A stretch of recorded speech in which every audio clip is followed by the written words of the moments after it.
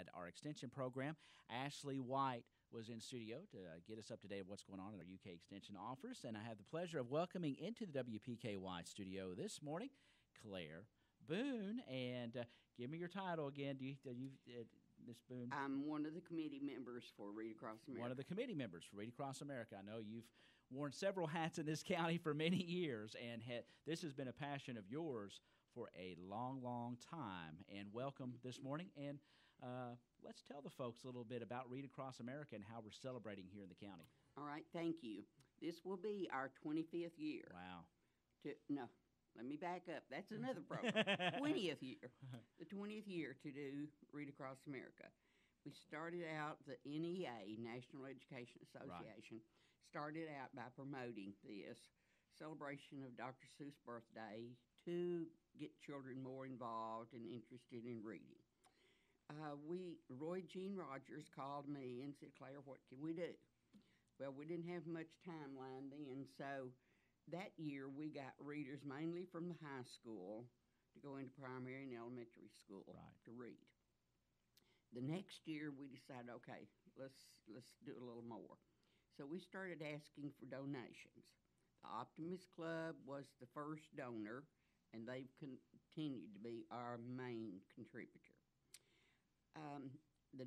That year we bought books for everybody in the primary and elementary school through the generosity of our community. We've never liked for money to buy those books. Wow.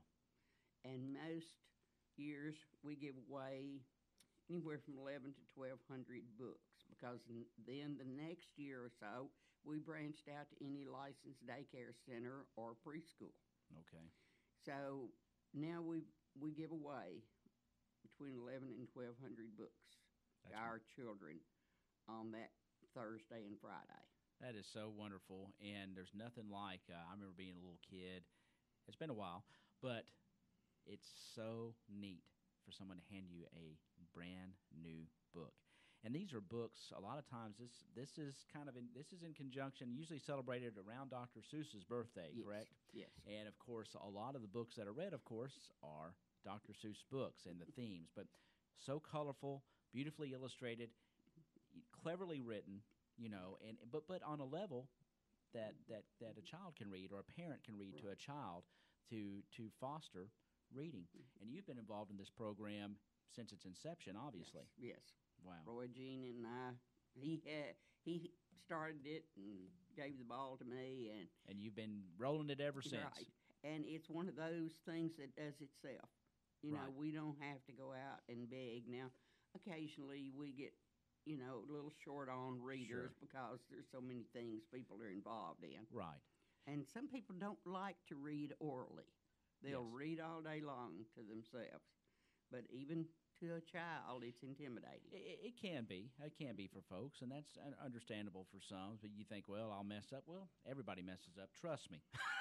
But that's a good thing. Dr. Seuss, you can make up your own words. You can. You can, and make up your rhymes and whatever. So what is going on this week in our school system? Today is Wednesday, and I believe I saw on the flyer it is Wacky Wednesday. That's kind of your hair kind of in a wacky way. Right. Ashley and I, Ashley looked great. She was here today earlier from the extension office, but we both had wacky hair today. Oh, that's every day for me. Yeah, me too. And of course, when it rains, you can easily have wacky hair day. And then tomorrow, I think, is red, white, and blue, kind of Olympic day, and then Friday, it ends. And of course, that is wear up your code-appropriate pajama day to the schools. Right. And we've already done Monday, right, which was Crazy Sock Day. Yes. And Tuesday, which was Wear Green Day. So we tried to do things that all the children could participate in. Right. I mean, everybody has socks, and they can do silly things with them. With socks, sure. So our theme this year was Happy Reading Day. Yes, that's what I was going to ask you about, that Happy Reading Day. You usually have a theme each year, don't you? Okay. Right. Some years they kind of drop the ball and we do our own, but most years they have a general theme. And this is a national program, so this is going on nationally. Right. And if you get online with and go to the National Education Association. Right. You can find all things, and people set up their own pages and tell what they're doing in their state, their county, whatever. Right. So, and we have one in Caldwell County. So if you haven't been there, go to Caldwell County Read Across America Day. And I've kind of dropped the ball there this year and haven't posted as much. Well, that's good to know. We'll put a link on our Facebook page to try to get people to go there and check it out as well. So the kids are having fun out there at the school, and folks are coming into our school system. Our school system is all in on this. I know I was at the school board meeting the other night, and we had a wonderful presentation to kick this off by some youngsters, and they told the history of Dr. Seuss.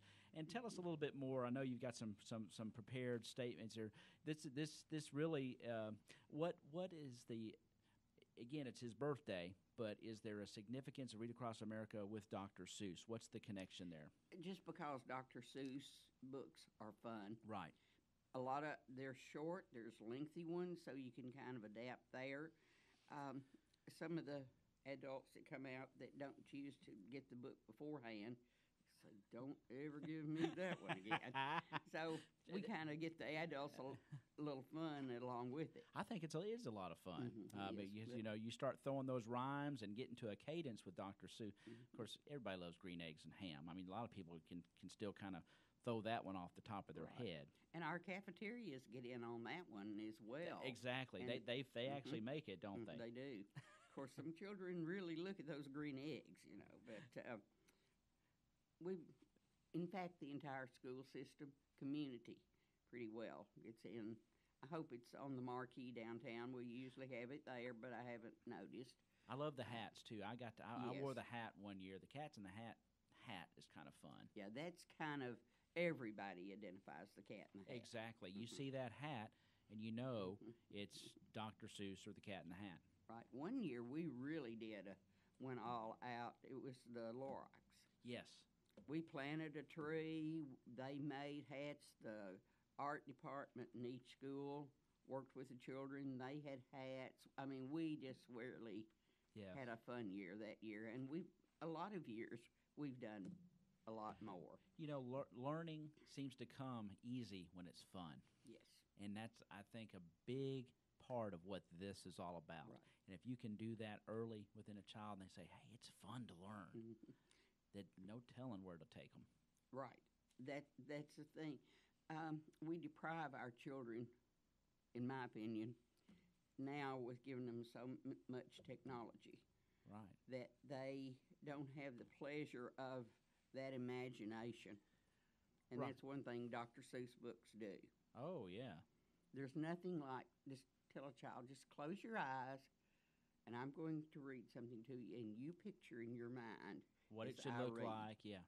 It is. It's powerful stuff. It certainly is. I'll just tell briefly some times here. Tomorrow we start with the preschool because they do not attend on Fridays. Okay. So on 9 o'clock tomorrow morning, readers will be in the primary preschool. From 9 o'clock, we say approximately 30 minutes, so it's not going to take a great deal of your time. Then they have the AM and PM, so they'll be back at 12:30 with the afternoon group. Then we do the early Head Start at the high school, 11 Care, We Care, Golden Rule, and Southside. And then on Friday, we go into the schools. We start out with elementary at 7:30 and have the readers in and out of there. Then in the afternoon, we go to the primary school. I think they're having kind of a yo-yo demonstration thing prior to the readers coming in. So the children are going to have a fun afternoon. I want to mention, too, the other committee members. Yes, ma'am. Let's do that. Like I say, we've been doing this 20 years.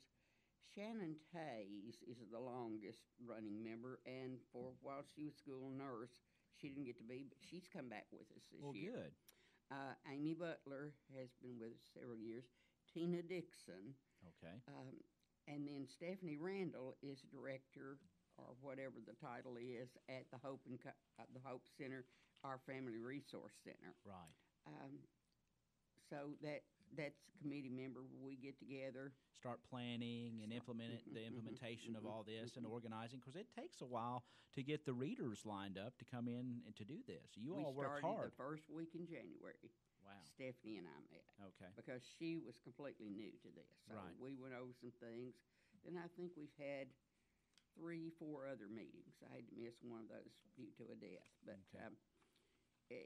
it's a lot of fun. I brought the Reader's Oath. I don't know if you've read that before. I did not. Do you want me to go ahead and read it? Okay. This is the Reader's Oath. Students promise to become lifelong readers. So here we go with the Reader's Oath. I promise to read each day and each night. I know it's the key to growing up right. I read to myself. I read to a crowd. It makes no difference if silent or loud. I'll read at my desk, at home and at school, on my beanbag or bed, by the fire or pool. Each book that I read puts smarts in my head, 'cause brains grow more thoughts the more they are fed. So I take this oath to make reading my way of feeding my brain what it needs every day. That is fantastic. Isn't it? It really is. That is the Reader's Oath. And I guess all the kids take this during this week, I guess. At some point. They get exposed to this. We have blown it up in poster size and put it in the schools. And is this something that the NEA wrote? Yes. Yeah, and it's Yes. but it's pretty neat because it's in the style of Dr. Seuss. Right, it is. Yeah, they did. They kept that rhyme going there. Rhyme and rhythm. So that's excellent. The Reader's Oath, and what a fun week it always is. Oh, it is. And many thanks to you and this committee. 20 years, that's a commitment, and that is a commitment, and obviously a love. And Well, I can't imagine. I don't know a time in my life when I couldn't read. I don't remember when I learned to read. right. And it's the basic If you can't do that, foundation to everything. no, you're exactly right. If Yeah. you cannot do that, then you're going to struggle with other subjects and trying to get educated. It's a lot of fun for me to do, being in the schools. I've been called Mrs. Seuss. I've been called a lot of different things in relation to Can I start this. calling you Mrs. Seuss? I like it. The children will thank me, and I say I'm just helping to promote Right. reading because that's near and dear to my heart. Well, I know they look forward to it each and every year. And thanks to the volunteers that are out there as Oh, well, yes. because I've done it several times. I hope to do it again in the next day or two to get out there, because there's nothing like going into a classroom, see those young faces perk up and light up as you're reading those books. And, I mean, they are into it. I mean, they crowd in and they are into it.